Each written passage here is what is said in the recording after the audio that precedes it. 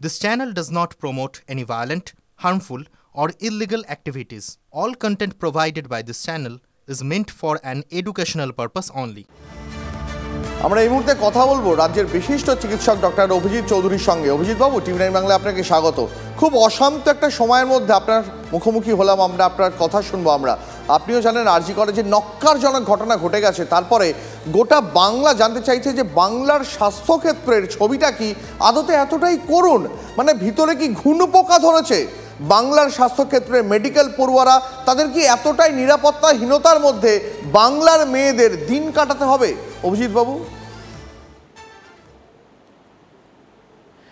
দেখুন, এই পরিস্থিতিতে দাঁড়িয়ে আমাদের সবাইকে এত কথা বলতে হচ্ছে, এইরকম একটা খুব ক্লিয়ার চিত্র যেখানে চোখের সামনে যে একটা অপরাধ সংগঠিত হয়েছে এবং নৃশংস অপরাধ, যার জন্য সবার প্রতিটা রোমকূপে শিহরণ জাগছে, অথচ রাস্তায় দাঁড়িয়ে চিকিৎসকদের, ছাত্রদের, জুনিয়র ডাক্তারদের প্রতিবাদ করতে হচ্ছে। তারা এই জন্যই এই আকাঙ্ক্ষায় রাস্তায় নামছেন এবং প্রতিটা স্তরের মানুষ কথা বলছেন এর জন্য যে দ্রুত অপরাধীদের চিহ্নিত করা হোক, তাদের শাস্তি দেওয়া হোক। কিন্তু সবার মধ্যেই একটা পারসেপশন, এবং আমি যেটা সবার আগে বলতে চাই সেটা হচ্ছে, কিছুক্ষণ আগে খবর পেলাম যে এটা মাননীয় হাইকোর্টেরও পর্যবেক্ষণ, যে আরও একটু সংবেদনশীলতার সঙ্গে গোটা ব্যাপারটাকে দেখাটা ভয়ঙ্কর জরুরি প্রয়োজন। কিন্তু আমাদের বুঝে উঠতে পারছি না এখনো যে কি অপরিহার্যতা আছে এই ব্যক্তিটির মধ্যে,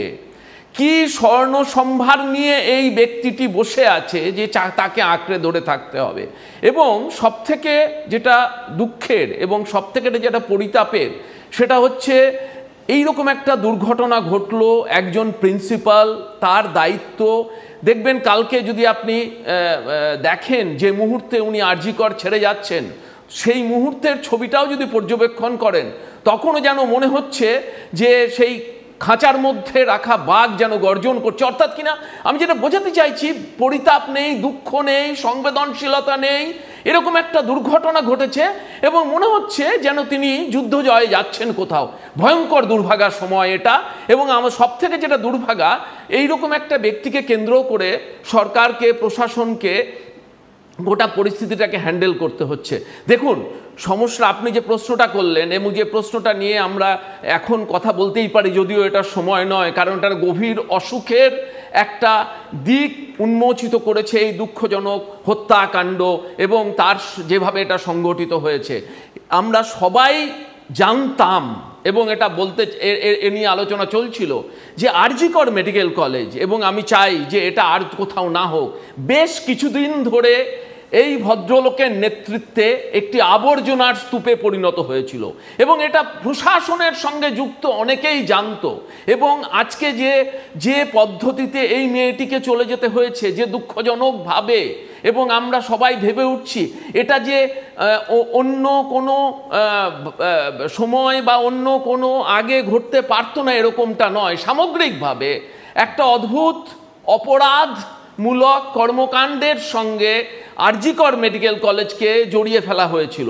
এখন দেখুন, সামগ্রিকভাবে আমাদের ভাবতে ইচ্ছা করে না যে পশ্চিমবঙ্গ পিছিয়ে যাবে বা পিছিয়ে আছে, এবং আমরা চাই রাজ্যটা আরও সামনে হাঁটুক, এবং রাজ্যটাকে স্বাস্থ্যক্ষেত্রে আরও সামনে হাঁটানোর জন্যই এই মুহূর্তে যেটা করা দরকার সেটা হচ্ছে যত দ্রুত পারা যায়। এবং আমি আবারও বলছি, আমি ওই আরজি করের ভীষণভাবে আহত ছাত্রদের সঙ্গে, জুনিয়র ডাক্তারদের সঙ্গে সহমত হয়েই বলবো, এবং সম্পূর্ণ তাদের সঙ্গে এক কণ্ঠে কণ্ঠ মিলিয়েই বলবো যে একদম দেরি নয়, যত দ্রুততার সঙ্গে চিহ্নিত করা হোক অপরাধীদের, তার জন্য সময় ক্ষেপ যেন না করা হয়। তার সঙ্গে যে ব্যক্তি এবং যাকে নিয়ে আমরা তার নামও মুখে আনতে ইচ্ছা করে না, আমার মনে হয় বিচারপতিরাও সেইভাবে আজকে আচরণ করছেন। বেশ কিছুদিন ধরে এই সমৃদ্ধ এবং ঐতিহ্যশালী মেডিকেল কলেজটাকে একটা অদ্ভুত আবর্জনার স্তূপে, একটা ধাপার মাঠে পরিণত করার দিকে চক্রান্ত করে এগিয়ে গেছে এবং নানানভাবে এটাকে ধ্বংস করার পথে এগিয়ে গেছে। তাদেরকে যেন কোনো রকমভাবে পুরস্কৃত করার দিকে এগিয়ে না যাওয়া হয়, কারণ তা না হলে যে সিগন্যাল যাবে সামগ্রিকভাবে। আর আমরা আজকে শুধু পশ্চিমবঙ্গে যে জিনিস যে পদক্ষেপগুলো নিচ্ছি সেটা কিন্তু দেখছে সারা দেশ। কারণ আজকে আরজি করের ঘটনা সারা দেশে আলোড়ন তুলেছে। এবং আজকে সকালবেলা আমি ঘুম থেকে উঠে যেটা দেখেছি, গার্জিয়ান পত্রিকা, ইউকের যে বিখ্যাত গার্ডিয়ান পত্রিকা, সেই গার্ডিয়ান পত্রিকার কভার পেজে আরজি করের ঘটনা জায়গা পেয়েছে। দুঃখজনক, এটা আমাদের পক্ষে লজ্জা। আপনি একজন অত্যন্ত প্রথিতযশা চিকিৎসক, অনেক হবু পড়ুয়া, বহু মেডিকেলের স্টুডেন্ট আপনাকে তারা ওয়ার্শিপ করে। আপনাকে অনেক ধন্যবাদ যে আপনি এই সন্দীপ ঘোষদের মতন চরিত্রদের বিরুদ্ধে প্রকাশ্যে এভাবে কথা বলছেন। কিন্তু একটা কথা একটু পরিষ্কার করবেন দর্শকদের জন্য এবং বহু মা বাবার জন্য। তারা জানতে চাইছেন রাজ্যের মেডিকেল কলেজগুলোতে, বিশেষ করে যেগুলো প্রথিতযশা মেডিকেল কলেজ, সেখানে কি সন্দীপ ঘোষেদের মতন প্রিন্সিপালেরই রমরমা? তারা কি তাদের বাড়ির ছেলেকে বা মেয়েকে এই ভয়ে ডাক্তারিটা পড়তে পাঠাবেন না যে সন্দীপ ঘোষের মতন লোকেরা তারা অমানবিক আচরণ করবে, তারা মেন্টালি টর্চার করবে?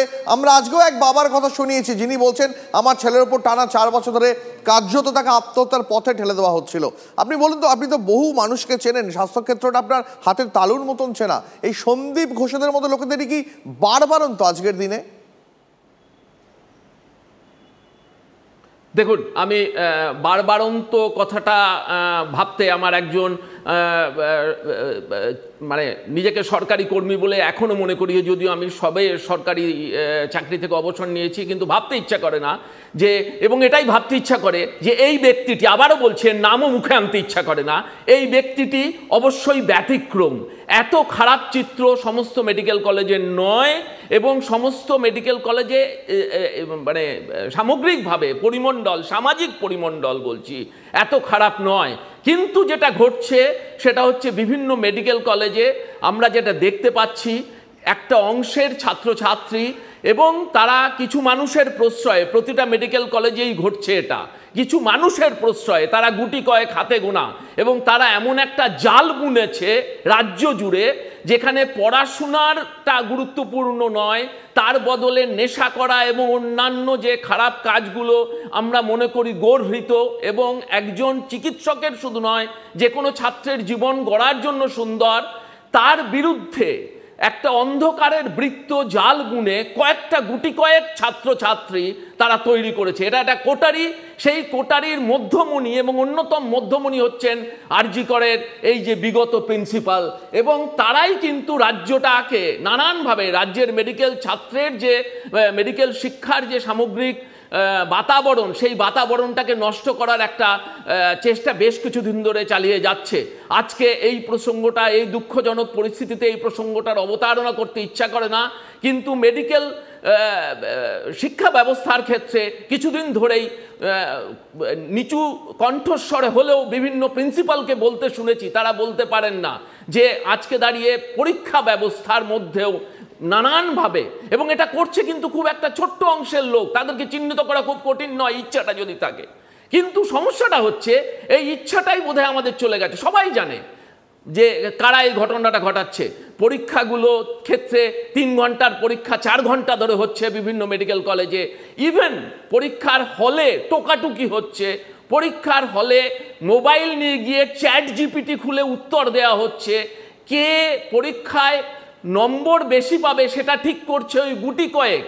প্রতিটা মেডিকেল কলেজে 1-2 জন ওরকম মাতব্বর জড়ো হয়েছে, যারা কেন্দ্রিকভাবে কন্ট্রোলড হয়, এবং সেই কন্ট্রোলের মাঝখানে আরজি করের এই যে দুষ্টচক্র, এই দুষ্টচক্র অবশ্যই আছে।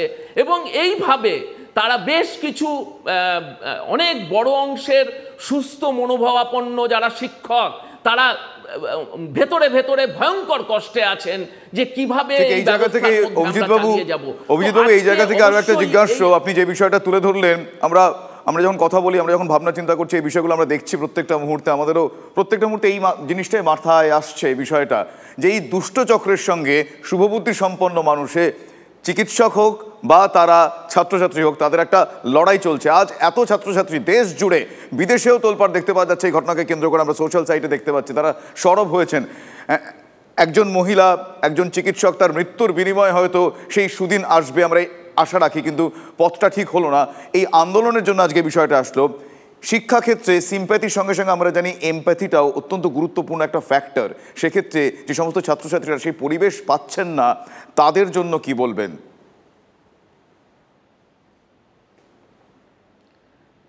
তাদেরকে আমি বলবো যে এত হতাশ হয়ে পড়ার, ভেঙে পড়ার কোনো কারণ নেই। লড়তে হবে এবং আকাশ পরিষ্কার হবেই, হতে বাধ্য। এবং আবারও বলছি, বিভিন্ন রাজনৈতিক দলগুলো এই মুহূর্তে এসে বলছে যে বাংলাদেশ পাশে আছে। অবশ্যই বাংলাদেশ পাশে আছে। সামাজিক আন্দোলনের দিক দিয়েও বাংলাদেশ আমাদের যে পথ দেখিয়েছে, কোন পথে এখন বাংলাদেশ গেছে আমি সে প্রশ্নটা আনছি না, কিন্তু আমার মনে হয় যে হতাশার কোনো জায়গা নেই। কারণ এরকম ঘটনা বিভিন্ন সময়ে ঘটেছে এবং এই দুর্বৃত্তের দল কিন্তু বেশি দিন এই দুর্বৃত্তবৃত্তি চালিয়ে যেতে পারে না। এটা আমার লম্বা অভিজ্ঞতার থেকে উঠে আসা ফসল। কাজেই যেটা বলবো, এই যে আজকে দাঁড়িয়ে এই যে দুঃখবহ একটা ঘটনার প্রেক্ষিতে আমরা এই আলোচনাগুলোকে টেনে নিয়ে আসতে বাধ্য হচ্ছি, কারণ বুক বন্ধ হয়ে আসছে। যদি কথাগুলো না বলি তাহলে পরে আর কবে বলবো?